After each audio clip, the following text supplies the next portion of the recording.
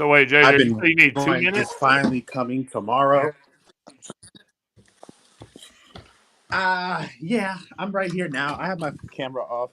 All right, you good. I'm gonna just bring you on. I'm gonna just bring you on. We get started.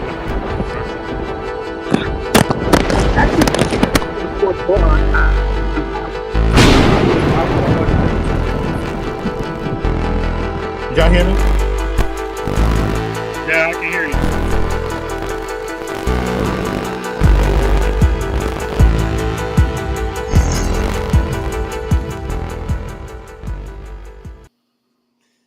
Yo, what's up, everybody? Welcome into another episode of the Gauntlet, your place for the NFL, where we bring you everything about the NFL with our own twist, with our own style, different styles than what you see in sports media, changing the game of sports media. Follow Gauntlet Sports Media on Facebook and Instagram.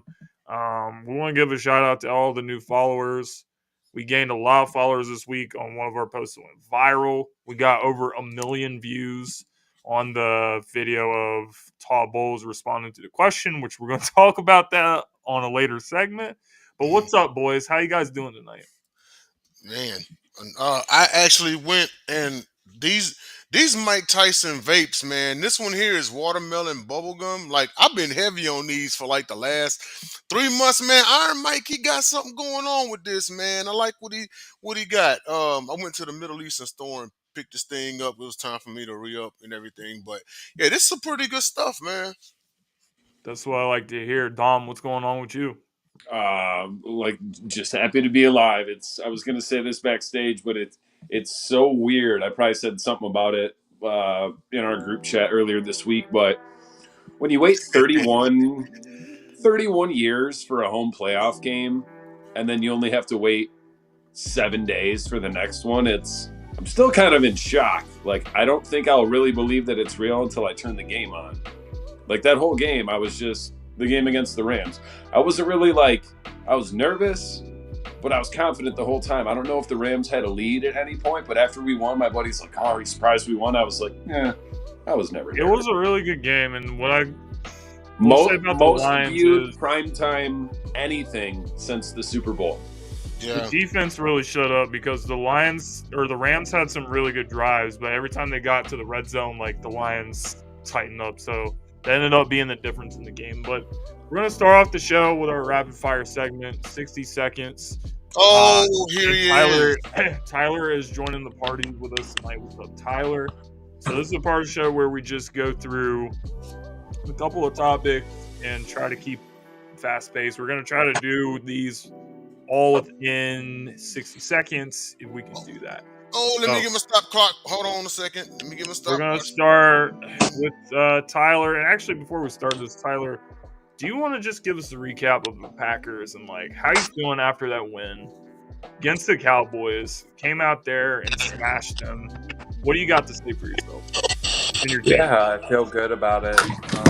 I think the Packers, it's kind of like in the playoffs for them, they're all so young on this team. This team is like, they only have a couple veterans on this team, so that was like the first playoff game for so many guys on the team. I think over 90% of the guys on the team. So it's kind of one of those things, like, you don't know what you don't know. These guys don't know how big the moment is. They're just going out and playing football. So, I'm really impressed. I feel really good because this team just gets to play with house money every week. There's no pressure on us. They've already succeeded expectations this year. So now we just get to go play with house money, and we'll see what happens tomorrow with San Francisco. Tyler, I want to give you a huge shout out because when I tell you were spot on about everything about that game, you said it was going to be a dominating victory. You said it was going to be an Aaron Jones type day, and it literally played out exactly how you anticipated. And you and I had a whole conversation about his team lines and spreads and all of that stuff. So I'm just like, yeah. So come Sunday, let me get with you real quick to talk about some things on your squad. Okay. All right. Hell yeah, Bacon Grizz, me too. Well, let's see if the Packers can do it again. My first question. I picked them. is going to be about the Green Bay Packers. My first question, guys, is Jordan Love. When you look at what he did in his playoff debut, would you rather have Jordan Love leading your team or Brock Purdy? Who we going? Jordan Love. Jordan Love. Yeah. I think Jordan Damn, Love. everybody going to say Jordan Love? I'm Yeah. going Jordan Love. Okay, you know what? He's in my opinion, on paper, he's doing it with a less talented team. Because you look at Frisco, they loaded. Tyler, No, let's start with Tyler, and then we'll go around. Tyler. Yeah, I'm picking Jordan Love. I think the sky's the limit for this kid. This kid keeps getting Yes. better. Y'all The kid did keeps it getting again. better week after week. And, me and Dom have even talked about it. Like in the beginning of the year, he had, he started off and then had a little bit of a rough skid. And now for like the past 6 or 7 weeks, you could argue and say Jordan Love's been the best quarterback in football in the past 6 or 7 weeks. So, He's yeah, balling I'm picking out. Jordan Love. No, I you think- can't even argue it because it's true. So it's funny you mentioned that because I literally on our pick show I was going back and forth with the guys between CJ Stroud and Jordan Love to finish the game and why I picked the Packers, so to speak. But I agree with you 1,000%. I think it's Jordan Love because I think Jordan Love is about to take off. I think he is about to take off next year, another team. And I think the one thing I love about this Green Bay squad is that they are not trying to get those big name free agents and stuff. They are developing these wide receivers. They're going to continue to get better. I honestly think Jordan Love, his upside is like I think his sky is the limit. I think this guy can be one of the top 5 quarterbacks in this game. Like, I think he has that potential. Yep, I'm also going to go with Jordan Love. I just think he has a much higher upside. No disrespect to Brock Purdy, but he's got... Yeah, no disrespect. He's Brock got all Purdy's the help. quarterback. He's got much more help on both sides of the ball. Nice question. So that's what I got to say. But next question.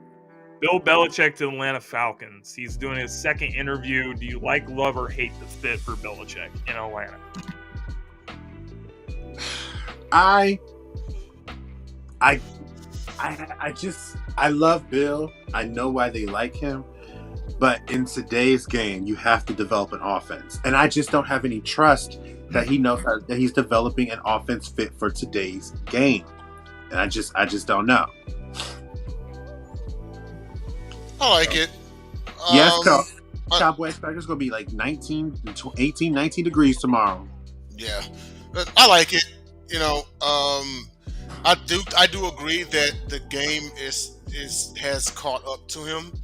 We're seeing a changing of the old guard essentially.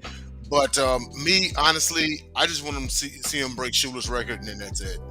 So even if all he gets is 13 wins in Atlanta, hey, that's what it is. I mean, what's really the difference with Atlanta? What's the difference with Atlanta with Desmond Ridder than New England with Mac Jones? Right. The key. Well, that's the key. Go ahead, Tyler. What are you gonna say? Oh, you can go ahead, JJ. You're no, fine. my bad, bro. I was talking before you. You let me know. I think with Atlanta, let's say that Belichick does go to Atlanta. I've even heard Kirk Cousins come out and say that he would take a pay cut to play for Belichick. So I don't think Ritter's going to be the quarterback there next season, no matter who the coach is, to be honest. I think they're going to bring in a guy, whether they draft a guy, whether they trade for Fields, maybe sign Cousins. But one way or another, I don't think Ritter's their guy next year. So Belichick's gonna kind of pick out who he wants for quarterback if Atlanta's the destination for him.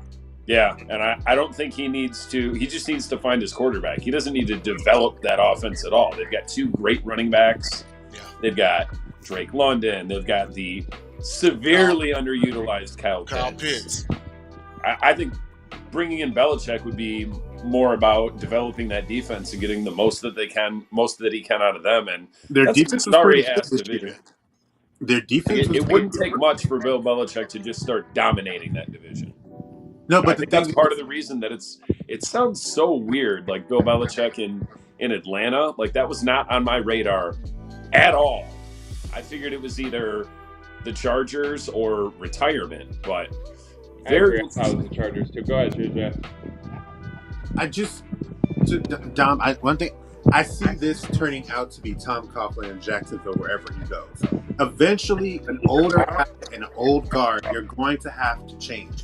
Number one, if it's been documented throughout his entire existence, if you get hurt, he's like, no, lift harder, be stronger. Players aren't like that today. Players are not going to sit here and accept you telling them what to do the way you do it like that. And trust and believe you will lose the locker room, which is essentially what he lost in New England, as well as like every old coach that's been around for at least 10, 15 years has adapted to today's game. Andy Reid did it. Mike Tomlin's doing it. Pete Carroll was like doing it as well. Even Harbaugh had to do it. But the one thing that will save him is if he gets a quarterback. If he gets a quarterback, he has a chance to make it successful on the team. Like if Kirk Cousins went with him, I think Kirk Cousins, as much as I've got on him, as much as I've been on him, I think Kirk Cousins would actually help him in Atlanta if he was to go there. Yeah. All right, that's all we have time for the Step Into the Gauntlet. It is time for the sports morons of the week, where we talk about the dumbest takes and the dumbest things in sports. I'm going to go ahead and get started off tonight. I don't know what this young lady's name was, but if you saw a press conference of the Tampa Bay Buccaneers, you know where I'm going with this. I got a short clip that I'm going to... 1 million people know where you're going with this. I'm going to show you guys this short clip, and then we're going to have a reaction to it, and then we'll go around the horn and give our other sports morons. So here we go. We're going to start.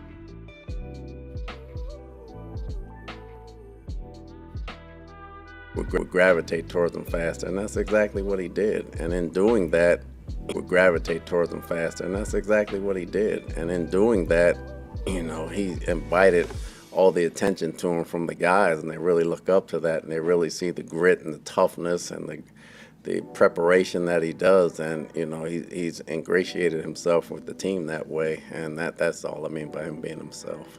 Coach, looking forward towards Detroit. The weather has been a factor in some of the playoff games, even for the most prepared teams.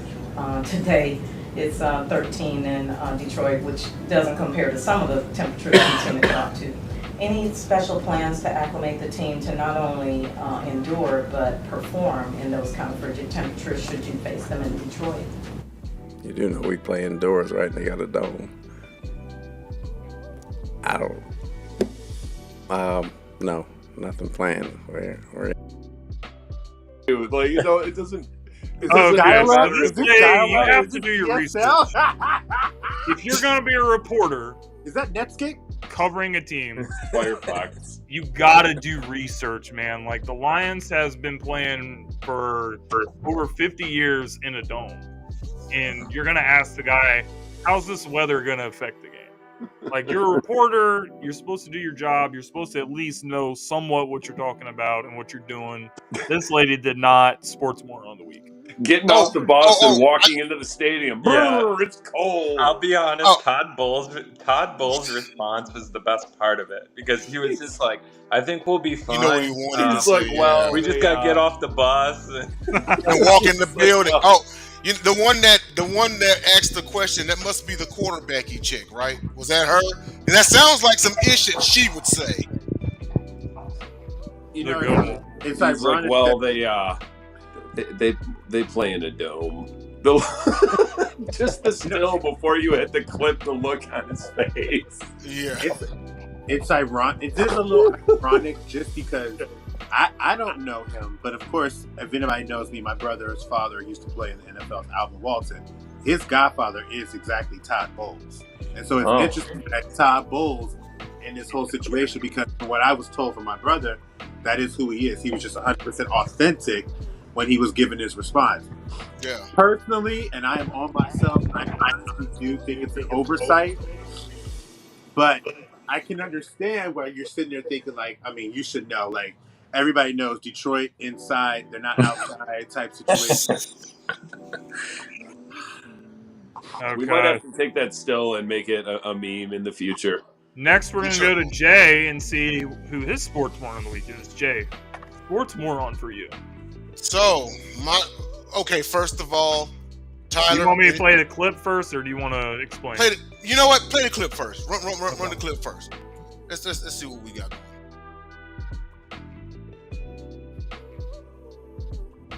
Six-time NBA champion, two-time NBA Executive of the Year, represented by his wife Thelma, Basketball Hall of Famer and former Bulls general manager Jerry Krause.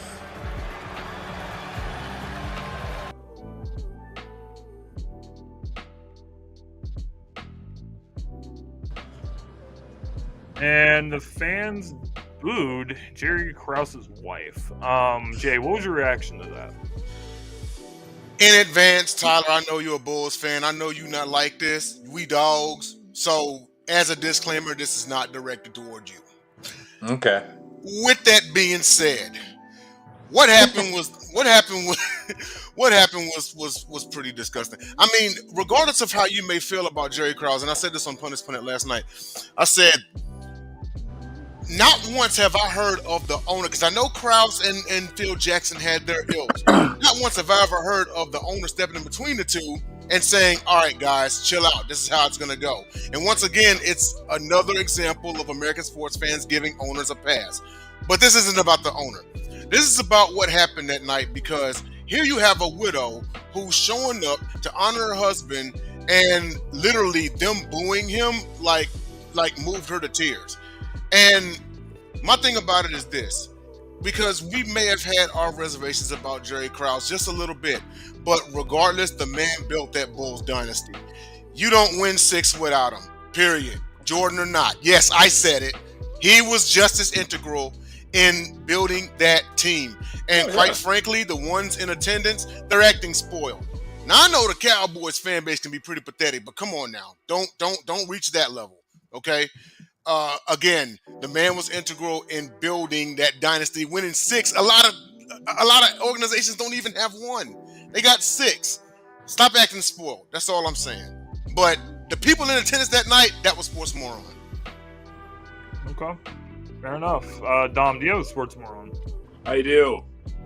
It is former Bears and former Oregon Ducks offensive lineman Kyle Long, son of, I've had the same high and tight haircut for my entire life as far as anyone knows, Howie Long. There he is. I like the picture you had earlier, but that'll do. So it popped up like on my Google news feed, and I see something about Vikings wide receiver. I assumed it was a misprint, so I was going into the comments to talk smack to whoever wrote it, because it said Braylon Addison, and I was like, do you mean Jordan Addison? So I go and read the article, and Kyle Long, his take on the Vikings is, the Vikings didn't win the Super Bowl, so they should trade Justin Jefferson.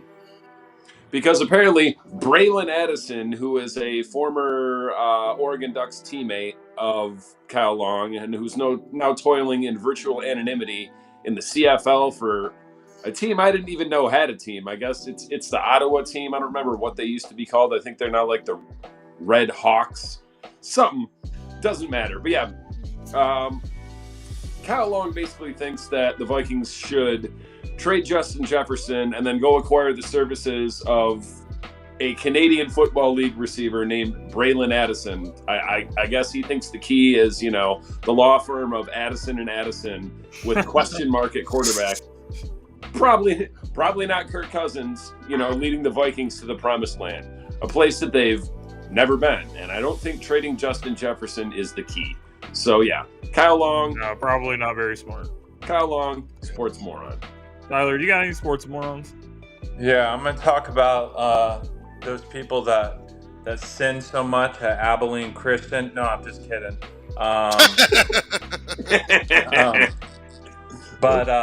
Yeah, my sports moron, honestly, going back to the Packers and Cowboys game, I saw this thing from the Cowboys cheerleader this week who said the Packers were being disrespectful, and in all 5 years that she's been cheerleading, all the things that were said to her on the sideline of the game came off as super hurtful and distasteful. And the reason why she's my sports moron is because we live in an age where there's cameras everywhere.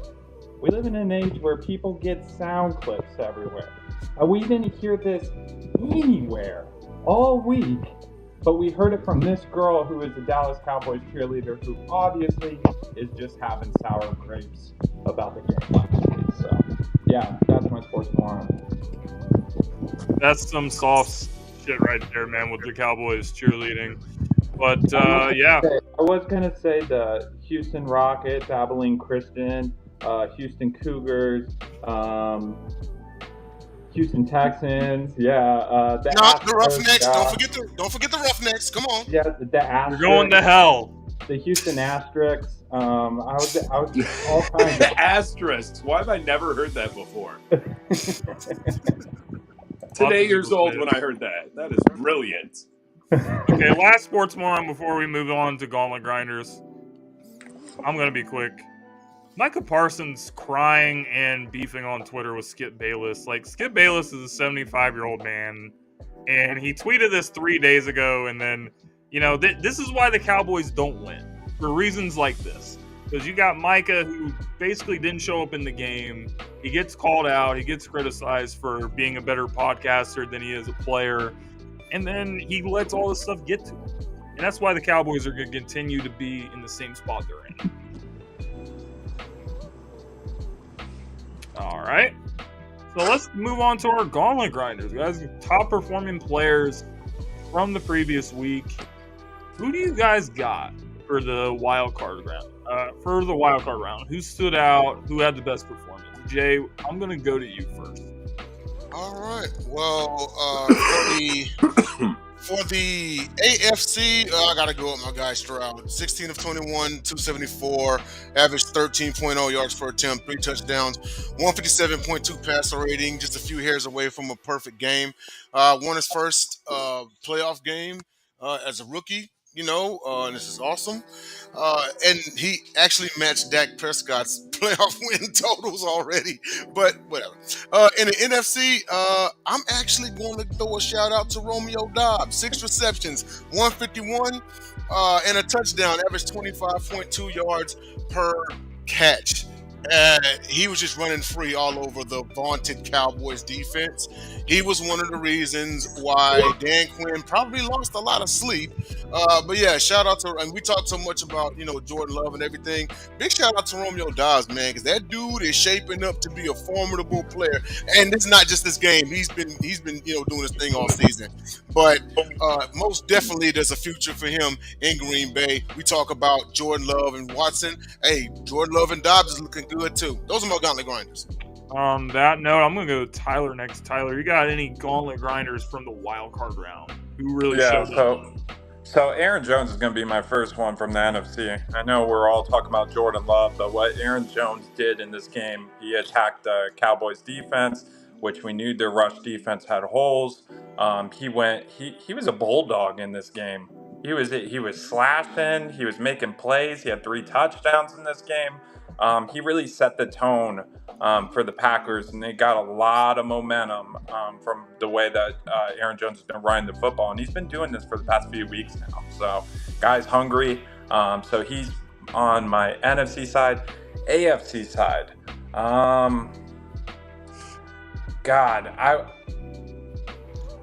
I probably would say C.J. Stroud. I know Jay said it too. I was trying to give you another one, but I mean, was C.J. Stroud, and he had the same numbers as Jordan Love. He had, a 0.2 better passing rate. Jordan Love had one drop pass, rating, whatever. Yeah. 2 less yards or whatever. They played the same game. But regardless, I was really impressed with C.J. Stroud. He definitely is formidable. When the Texans drafted him, I'll own it. When they drafted him, I had my doubts. I did. I didn't know what he was going to be. And it wasn't just because of the Buckeyes history. It was the fact of him going to Houston, how it was going to work with Coach Ryans, how was that young team going to put things together. And now I'm very impressed. I think he has a really good relationship with his coach. And I think the future's bright for the Texans. And that's saying a lot after Jay completely just slammed the Chicago Bulls fans in the last pick. So, but I do think the future is bright in Houston. Don't think they're going to win tomorrow personally, though. But I think the future is bright. Hey, I said everybody that attended that night. I ain't say Tyler Ingram. I ain't say no game. He specifically. See, Tyler coming on here trying to write. He coming on here trying to write diss raps, man. He's trying to take you to church because you need. Jay was like, "I did it." You need to get your life together and go to church. JJ, we're going to you next. Tyler said he's standing on business. You ain't gonna talk about my fan base like that. I'm standing on business of we talk about my home. I ain't talking. I don't really have. I mean, everybody. We're not going to do the same players. I'm just going to give it to the offensive lines of both Detroit. Sure. I mean, of Green Bay on Dallas. For the simple fact of the matter is, you made Micah Parsons. You made their entire defense of line crumble. You had to Dexter Lawrence get a false start. That changed the trajectory of so many different things. It's like, and when you win a playoff game, a lot of times it starts from the line. And then again, on the AFC side, what Houston did to Myles Garrett and that vaunted front was something special. I do agree with what Wyatt had said because everybody had been giving Cleveland all of this hoopla, but they really were a team that had some great advantages throughout the season, but all roads were going to end at some point in time. I may not have thought it was going to end that way against Houston, but that's a shout out to their offensive line. They made sure that defense was literally done and didn't have nothing to do and couldn't do anything. CJ did whatever he wanted. And that's a testament to both of the trenches. If you want to win, get your trenches together. Get your trenches together. That's what JJ says. Dom, Detroit, Gauntlet Grinders. Who showed up? I'm glad I picked two from both sides. No Lions, and I have no AFC affiliations. NFC, I'm going Jordan Love. 16 of 21, 272 yards, 3 touchdown passes. Jordan Love and the Green Bay Packers offense pretty much had this game won before Dallas even realized that they were playing a playoff game. No surprise here.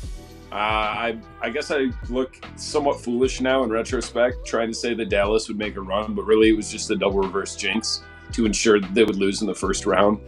AFC, I'm going Texans linebacker Christian Harris. This man was a stat sheet stuffer.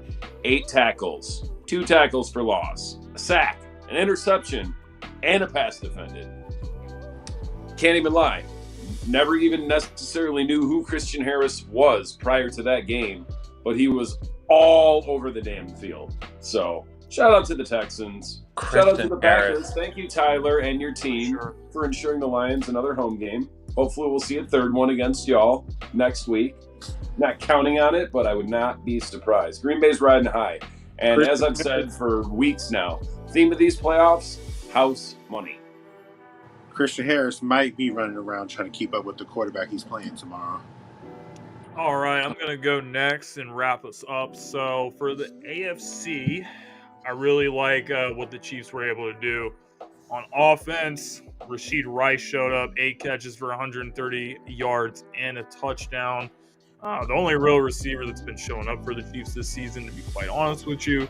And that defense held the Miami offense to 264 total yards of offense, only 7 points to the best offense in the league in terms of yards and points and everything throughout the course of the season. So Miami was completely outclassed. And then in the NFC, I'm going to get hate for this, but I'm giving a gauntlet grinder to a losing player, and that's Puka Nacua. Puka Nacua showed up. He had 181 receiving yards, broke the receiving yard record for most yards by a rookie receiver in a playoff game, which was previously held by That was a great football game. No hate at all. But yeah, the Rams got a real one with Puka Nacua, great receiver, and I expect that he's going to be one of the best in the game. He's a tough guy. He's a tough son of a gun. Yeah, absolutely. He went nuclear that game. He's also he's like one of the boys that you play. He be in the trenches with you. He's so hard to tackle, though. Shout out to Ray Lynn, the sports reporter without pay, for coining the nickname Puka Doncic, because I thought that was brilliant.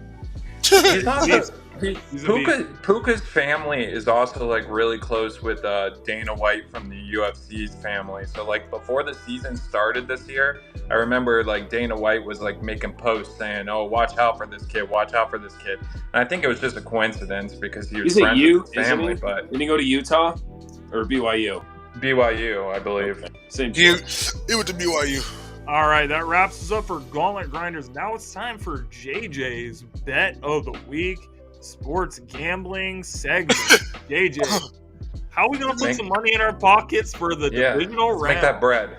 Cause So they know about this weekend, as you know, is the wild card, is the divisional round weekend. You've got the number one seeds playing. So there's a lot of potential production from a lot of different guys. I actually have two guys that I would sit there and say you need to look at them and see what they're going to do. Number one, ever since this guy has inserted himself into the starting lineup since Mark Andrews went down, Isaiah Likely has been a target to target in these props. His receiving yards lines are at 37.5. Mark Andrews is not playing this game. He's not playing this game. We have so much attention that's going to be given to Zay Flowers and Odell Beckham. Isaiah Likely is going to get off, and he has gotten a nice rhythm with Lamar Jackson. So if you see his receiving yards, definitely take it. And then we're going to go over to Christian Watson. Christian Watson is supposed to be the big play guy for this Green Bay Packers offense. And if you see his demon prop on Prize Picks for 49.5 pass receiving yards, I think that is a good one to take because number one, I think this game is going to require passing to win. And number two, I don't think that Green Bay is going to feel like they're going to win this game without getting him involved. I think there's going to be a big play for him. And I think he's going to get over that 49.5 receiving yards. So load up on Isaiah Likely and load up on Christian Watson. And for good measure, if you really are feeling risky, because, scared money don't make no money, Lamar Jackson's 1.5 passing touchdowns that you see as a demon prop that gives you an extra bonus, look at that. Just look at it. That is. You heard it from the man himself, man. That is Coastal Carolina Chanticleer's legend. If you're trying to put some money in your pocket, JJ's got you. But if you lose, not his problem. So I will say this. Don't come crying to us if you lose. I'll give everybody their little tickers. I just put with this in today. I have Isaiah Likely's 37.5 receiving yards or more. I got Lamar Jackson's 1.5 pass touchdowns. I've got CJ Stroud over 35 passing attempts because I think he's going to have to pass his way into this game. I got Jordan Love over 22 completions. I think he's going to get 23, 24. I take over on passing yards too for him. Exactly. I got Christian Watson's receiving yards for 49.5, and we'll give it to a red zone machine, Gus Edwards, touchdowns 0.5 as a rushing touchdown against these Houston Texans. That's my six-man. Mind you, I don't do six-mans like that, so I will say betting advice, if you don't do six-mans all the time, that's kind of like a YOLO type situation. Right. With the little free money that they gave me, because I don't know why they like me so much, but they gave me free money, like the little credits. You give them all your money, so they give you some free money back. That's why. All right, guys. So if you heard it here first, so if you lose, not our problem. If you win, then JJ deserves all the credit. So Jason Kelce was seen very emotional on the sideline during the Eagles' wild card loss to the Tampa Bay Buccaneers, and it was reported that he spoke to the team in the locker room after the game. Here was Kelce's reaction to the latest news surrounding his future in the NFL.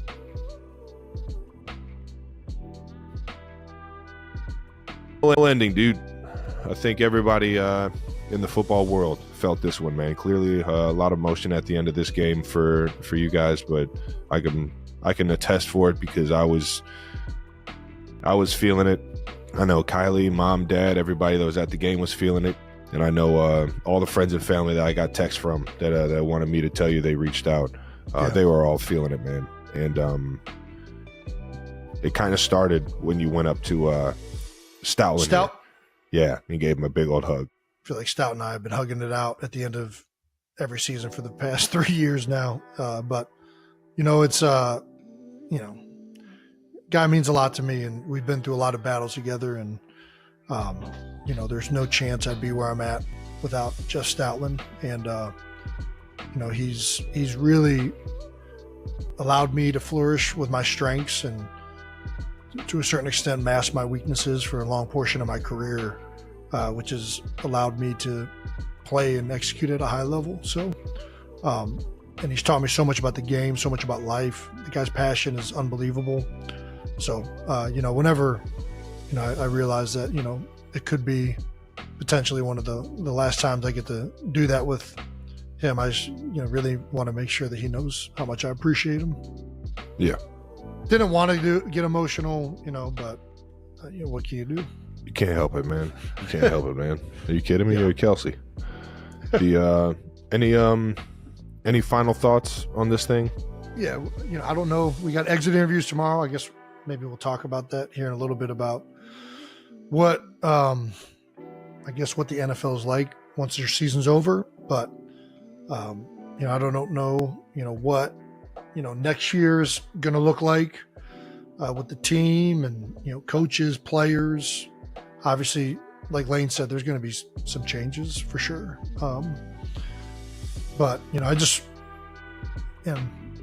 just want to make sure everybody knows how much I love and respect and appreciate the effort and energy that they put into the year. I know the outcome, Philadelphia was, not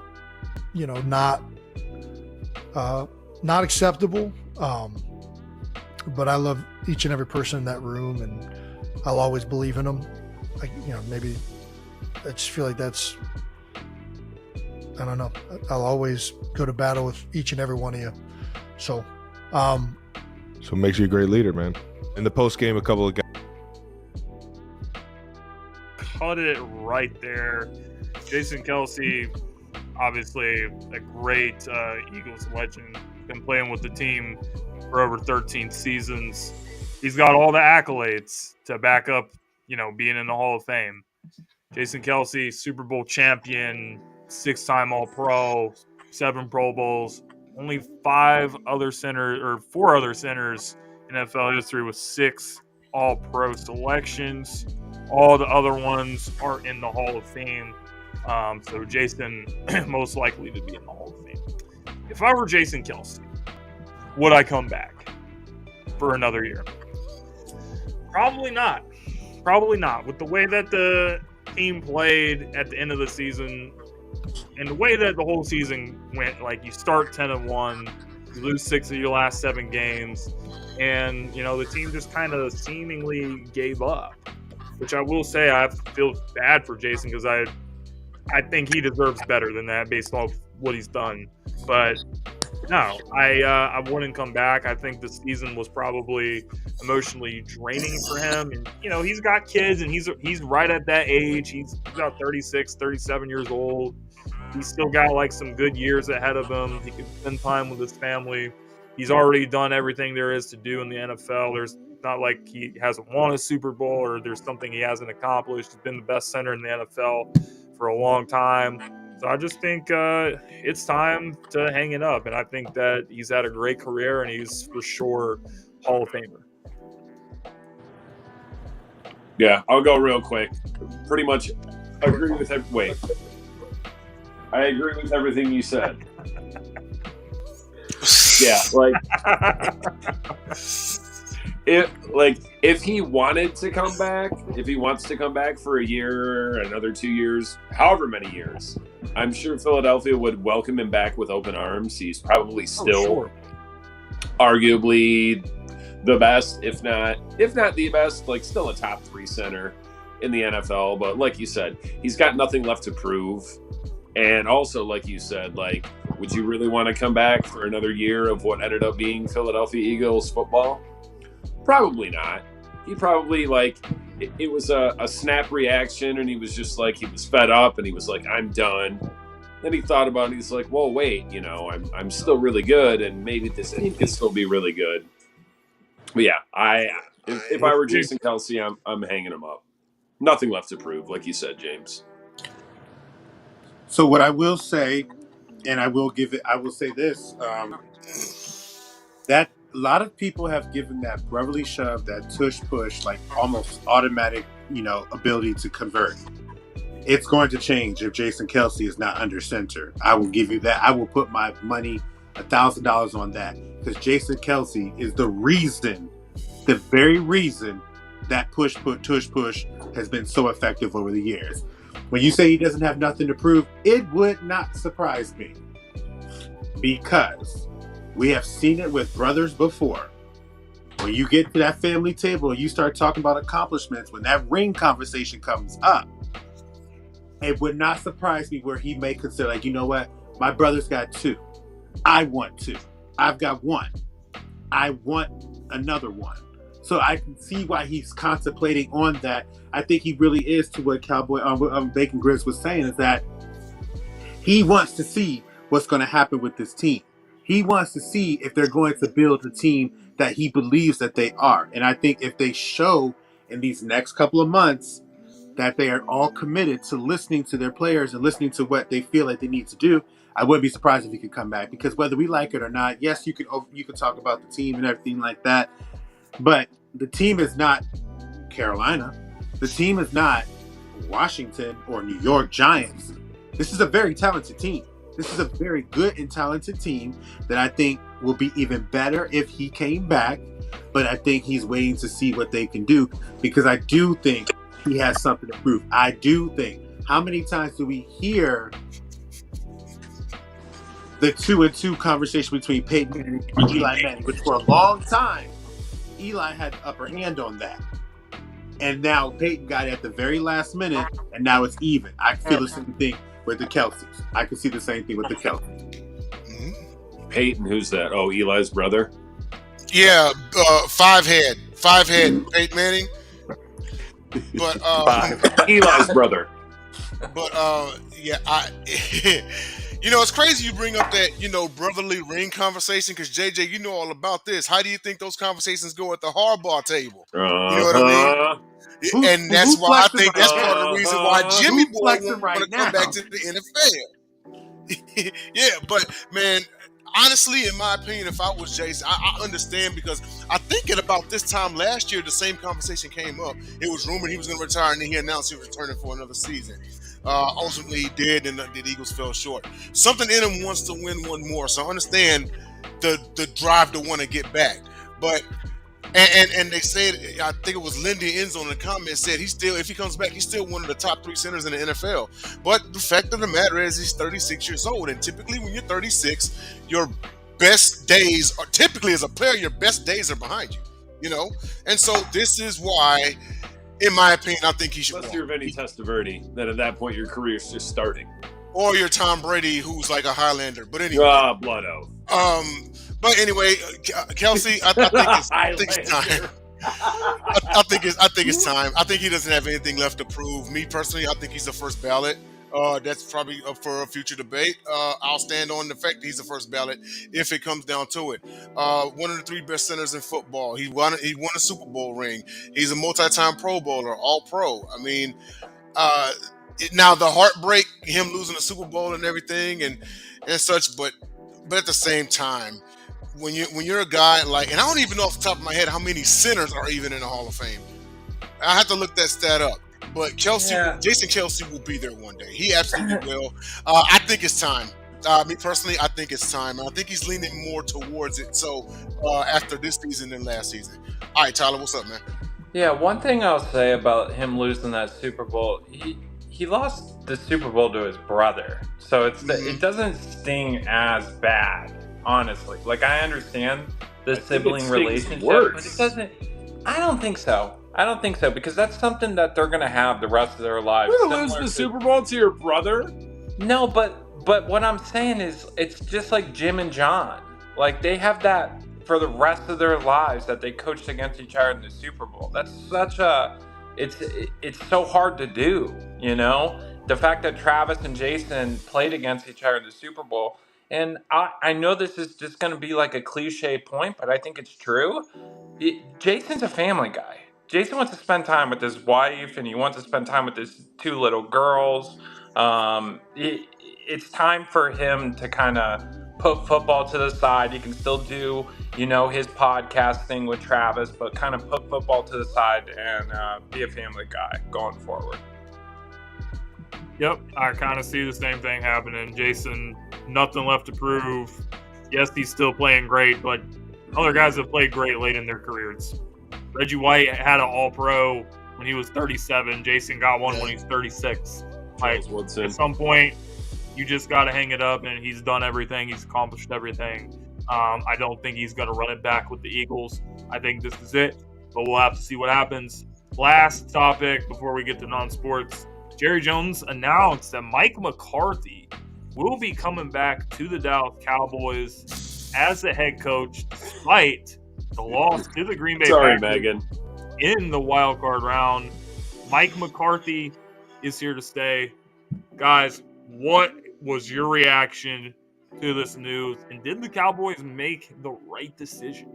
I'll go first. Is it like the human version of Beavis and Butthead on that pick? Put that back up one more time. Run that pick back one more again. Because tell me Jerry Jones don't look like an old Beavis. Look at him. Yeah. Looks like Dumb and Dumber. And then look at McCarthy. Tell me he doesn't have Butthead's overbite. Not Dumb and Dumber. Tell me with a straight face he don't have Butthead's overbite. Carey are funny. So you're saying there's a funny chance about these two. So you're saying there's a chance. Okay, Tyler, my bad. Go ahead, bro. Yeah, so, everyone was surprised by this. I wasn't. This is the Dallas Cowboys. This is what Jerry Jones does. He held on to Jason Garrett way longer than he ever should have, so I'm not surprised. Everyone says they're shocked by this. I'm not. This is Jerry Jones. This is what he does. He holds on to his guys for way too long. And I mean, it's crazy because sometimes I think Jerry Jones is going to have a heart attack. I shouldn't say that maybe, but from your lips to God's ears. Yeah, I realistically think he might have health issues eventually here, like in a year or two. Mike McCarthy is going to do it's going to be the same repetitive thing. Now he's going to do what Mike McCarthy does. Yeah, he'll win games, but they'll lose when it matters. They'll stop running the football when it matters. He never ran the football in Green Bay. The same issues. The only thing that I get frustrated with is when they put the blame on him for this last week, for example. It's Mike McCarthy's fault that Dak Prescott threw 2 picks. It's Mike McCarthy's fault that Dan Quinn gave up so many points to the Packers. It's Mike McCarthy's fault. Like, they were not ready to play.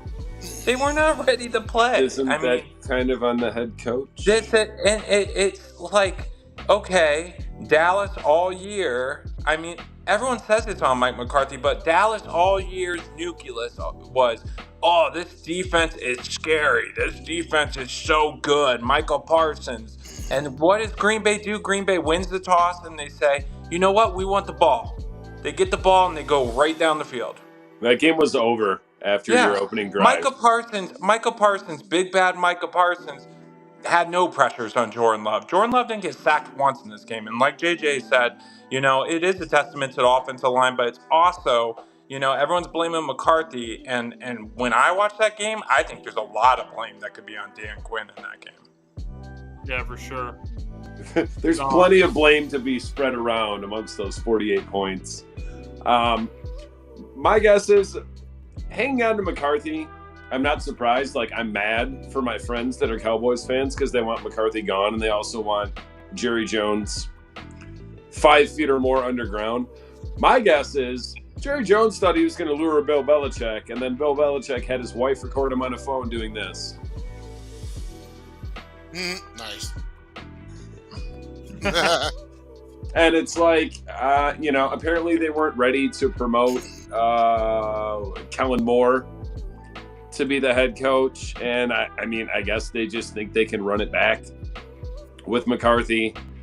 Mike McCarthy is, honestly, he's the least of the problems in Dallas. It's Jerry Jones, but until Jerry Jones is no longer on this earth, or unless he fully cedes control. Well, I mean, he's not even the owner of the Cowboys anymore because that man is named Aaron Jones. Clearly the owner of the Dallas Cowboys.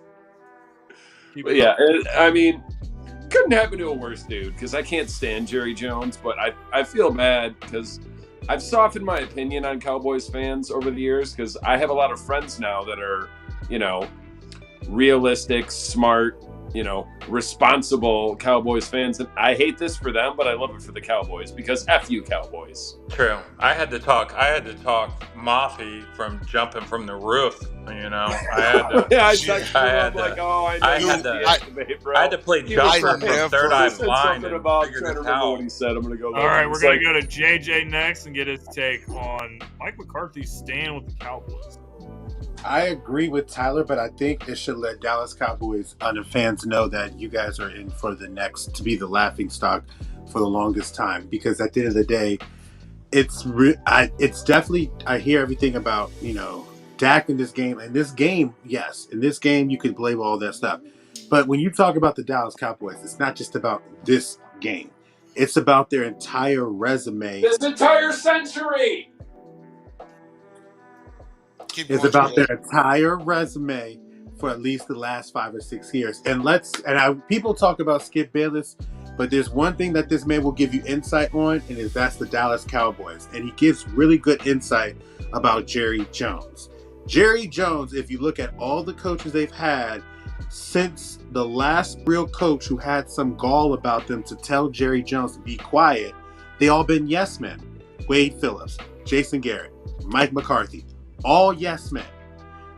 Bill Parcells didn't last that long. Why? Because he's not a yes man. Got rid of the guy that could have probably had you be the comfortable league with Super Bowls and Jimmy Johnson, because you could have got 5, maybe 6 with that guy with the way he was doing things in the 90s. But you got him go because, again, your ego knows no bounds. Your ego knows no bounds. You literally have to... Why not look at Mark Cuban in the NBA? Because you guys were just a lot of like 10, 15 years ago, but the difference is Mark shut up. Mark shut up. He gave the reins to who he needs to give the reins to. Yeah, they haven't won, but maybe won since then. But they're not talked about in the negative light as much as everybody used to be talking about the Dallas Cowboys. At some point in time, you're going to have to sit there and be like, look, if I'm going to have these type of athletes here, I need a coach that's going to be not afraid to speak their mind. And if you really wanted a coach that was not going, if you really want to win, especially with the team that Dallas has, Jerry Jones, you're going to have to get rid of Mike McCarthy. You really should have got rid of Mike McCarthy. You should not have looked at that guy in New England. You should have enticed that man that is in Michigan. You should have enticed him so much, because if there's a guy that I have 100% confidence can get that team to the next level with what they have, it was him. But Harbaugh doesn't want anything I was going to say Vrabel. I was going to say Vrabel, but go on.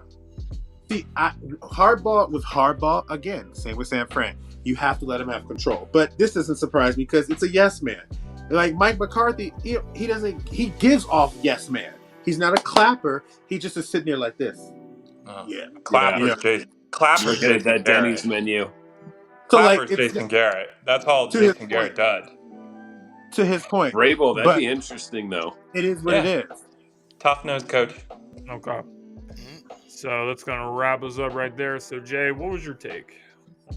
So you remember my Beavis and Butthead comment? Yeah. Hold on, that was my take. That was my take. Go to JJ wants to say something real quick. I just want to say, because I saw a real comment about the whole thing about why Bill Parcells left. Yes, Bill Parcells left for that because Jerry undercutted him when he told him he didn't want him and still signed him anyway. Didn't Parcells say something? He made Jerry has to learn to be uncomfortable about making the meal. And Jerry has to learn to be uncomfortable. Hold on, guys. I want to get Jay's take. Jay, what's your take on this situation? Oh, he said the Beavis and Butthead comment. That was my take. That was all y'all needed to know. We can go to non-sports now. Jay just said. Okay, well, my take is this. Everything the people saying about Jerry Jones is the truth. Everything about Bill Parcells, Jimmy Johnson, 100% true. And these are coaches with winning pedigree. No disrespect for Mike McCarthy, but you know that's Aaron Rodgers' pedigree. That's the pedigree that he brings with him. I don't take him seriously as a Super Bowl winning coach or a winner. So he's just another guy that he can boss around. So that's why Bill Belichick and all these coaches that people are talking about would never work in Dallas, and Jerry knows that. So that's why it's not even going to be a conversation. So you just end up bringing the guy back. But our non-sports topic, guys, New Year's resolutions. Do New Year's resolutions actually work? What do you guys think? I think they can. I'll be honest. I think they can. I think it does depend on the type of person you are. But I know a lot of people that have honored their New Year's resolutions. I know someone right now who has smoked cigarettes for a long time, and they decided, hey, I'm going to quit smoking cigarettes next year, and they haven't smoked a cigarette since. So it does depend on the individual. But I think when someone has a self-fulfilling prophecy, someone that believes in something that it's going to happen, and has that willpower to do it, I think it absolutely can be effective, and I think can work. But some people get lazy, and sometimes people, like, I'm not saying that you shouldn't be a dreamer or a believer, because you should, but some people make like unrealistic expectations of a time frame. Sometimes things take a lot longer than what people want to believe. But if you can make a realistic New Year's resolution for yourself, like, hey, I'm going to lose 30 pounds, or hey, I'm going to quit smoking cigarettes, or hey, I'm going to do this, or hey, I'm going to get a better job or a promotion, I absolutely think that can be accomplished. All right. Jay, what about you? What do you think?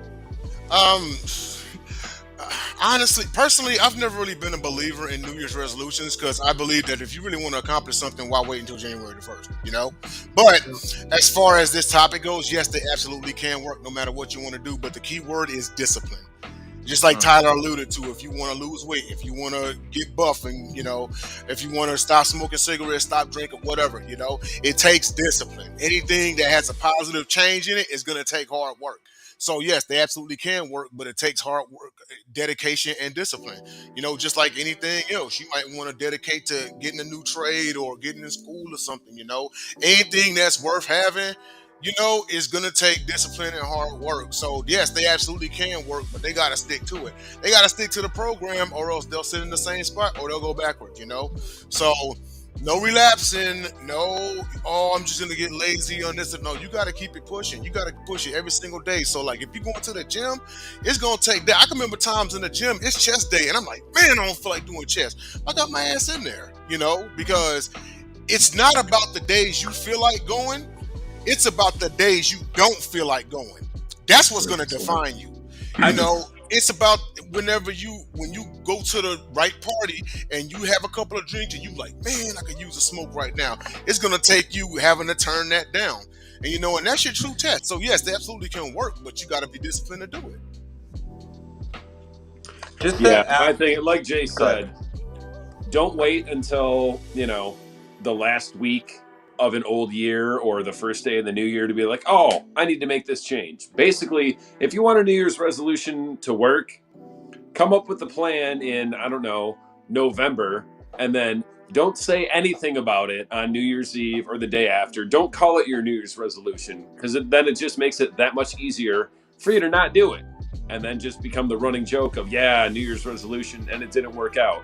And the other thing is, I get it. It gets towards, we all do it. It gets towards the end of the year, and you start to reflect on the previous 11 months and X number of days, and you're like, man, I really need to do this. I really need to not do that.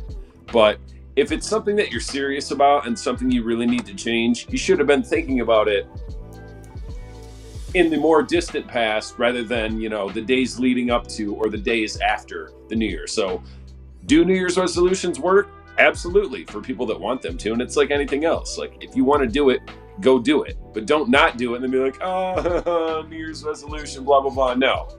Go do what you need to do. I quit smoking after, I don't even know, 23, 24 years. You know when I quit? September. And it was the day after my friend killed himself. And it wasn't about a resolution. It was just like, man, I really need to quit smoking, so I did. Am I still vaping? Yes, but I'm not smoking cigarettes, and I'll never go back, because fuck that. So,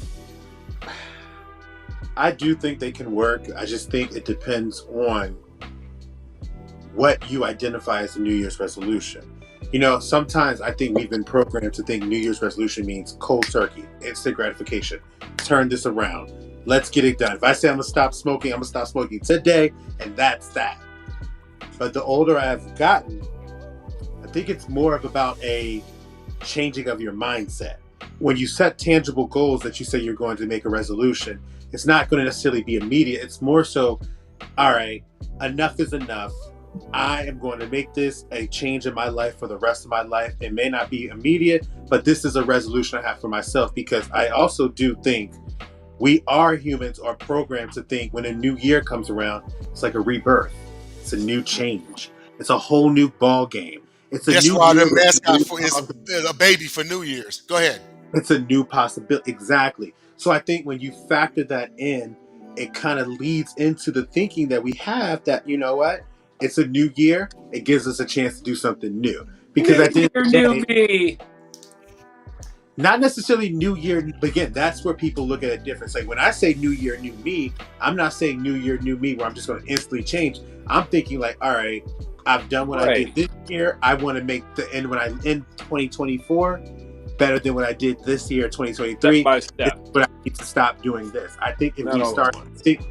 I do think they work when you have the right when you have your mentality focused on what it means for you. New Year's resolution for you is not a New Year's resolution for the person. The time frame it takes for you to figure it out is not going to be based off somebody else's opinion. It's off of your opinion. And I think a lot of times we always judge it based off of everybody else's opinion. And it's like, no.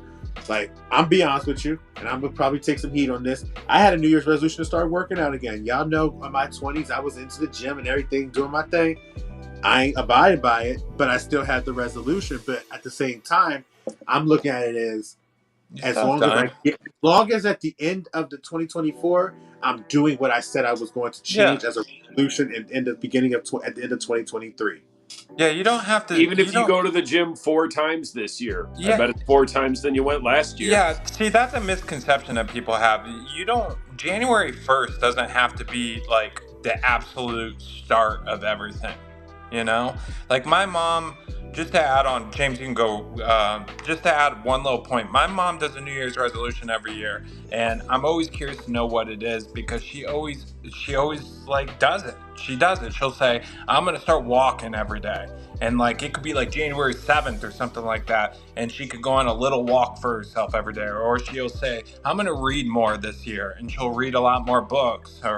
Or you know, I'm going to pick a new hobby, and then she'll learn to sew or something like that. Like those are the little things that you're supposed to do, but you don't have to start on January 1st. There's no rule to this whole thing. It's just to do it that year. That's the whole premise around it. Right, yeah. Just do something or anything better than you did the year before. True. All right, so this is my take on this subject. Number one, yes, they can work, but I would say probably more often than not, they don't, because people are not disciplined. People are saying that they're going to change their lives just because the calendar moved to January 1st.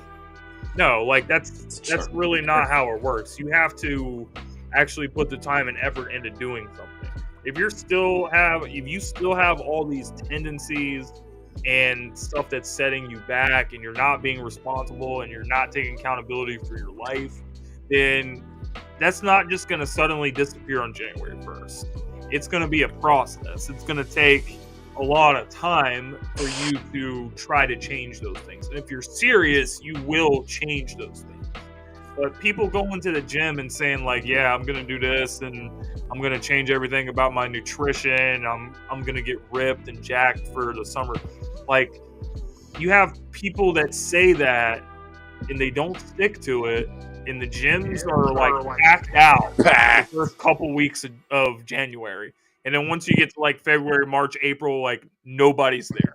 And you're like, where did all these people go, man? So that's really what my take is. Yes, like having a new year can be refreshing, but if you're not changing your mindset to be like, yeah, I know that I've been messing up these areas of my life and I really need to get it cleaned up. It's going to be a process. It's going to take time. If you're serious, you'll take however much time is necessary, which may take more than a year to get those things right. But people like to rush things, and they don't like to put the time into that, and they don't like to be honest with themselves, which I think is the biggest killer. But that's my take on everything. You guys have anything you want to add before we end the show tonight? Go Pack, go! House money, baby. Let's go. I wish Philly would have won so we could see all 5 of our teams in the second round. Oh, and Tyler, I hate to say it, but I'm cool. Yeah, you're ready for that ride to end. I get it. I'm cool with where I'm at. You were honest about it the last 5-6 weeks of the season. You're like, this team's going nowhere. So you know what? But good luck to all you guys, man. I hope like your guys' teams wins and everything. But you know what? I gotta say this though. Don't forget about the NGBN launch coming at the end of January 29th. Mobile app will be available. You guys can get all the Gauntlet episodes on there. Also going to be on all your TV platforms. You're going to have channels, Roku TV, Amazon Fire, Apple TV. Watch the Gauntlet wherever you want to watch it. You still watch They it on don't want to YouTube. see these ugly faces. You can on watch it. TV. You can watch it. Watch the They are Gauntlet not ready. anywhere. Follow us on Instagram, Gauntlet Sports Media, Gauntlet Sports Media on Facebook. And we will see you guys next Friday for another jam-packed episode. Championship weekend preview. 4 horsemen, 5 horsemen out. And we'll see you guys. JJ is Mongo.